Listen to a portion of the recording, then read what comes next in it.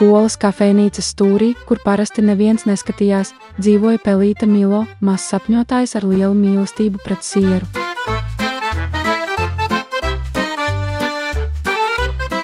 Katru dienu Milo vēroja, kā bērni stāv rindā uz pusdienām, ēdot sviestmaizes un burgerus. Kāpēc viņiem nav picas katru dienu? Milo brīnījās. Tad kādā gaišā rītā viņam radās ideja, kas lika ūsām raustīties. Es atvēršu savu picu veikalu tepat kafejnīcā. Ar lūžņiem, ko viņš savāca no virtuves, vecu skārda vāku kā picas pannai un pogu galdam, Milo uz nakti iekārtoja savu veikalu. Kūstošā siera smarža piepildīja gaisu, kad viņš maisīja, stiepās un cepa savu pirmo picu. Ēdienkartē bija tikai viena lieta – siera pica. Kāpēc? Jo Milo ticēja, siers piepilda katru sapni.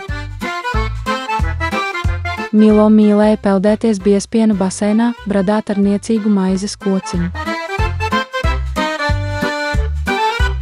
Lai saplicinātu picas mīklu, viņš uzlēca uz griežamā mīklas rata, kas patiesībā bija pudeles vāciņš, kliedzot "Uhē", kā viņš griezās kā cirka izpildītājs.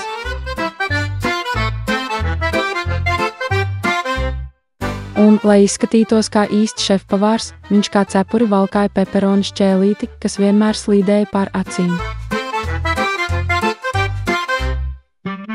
Drīz bērni atklāja Milo mazo picu veikalu. Pele gatavo picu, viņi noelsās.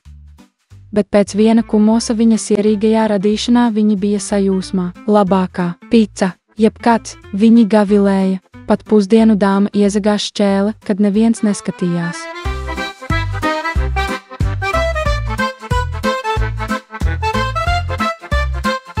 Kādu pēcpusdienu pēc savas 100.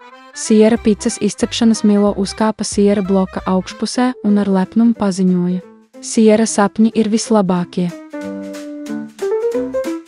Kafejnīca izplūda smieklos un aplausos. Kopš tās dienas Milo picu veikals nebija tikai slepens kafejnīcas stūrītis, tā kļuva par laimīgāko un sātīgāko vietu visā skolā.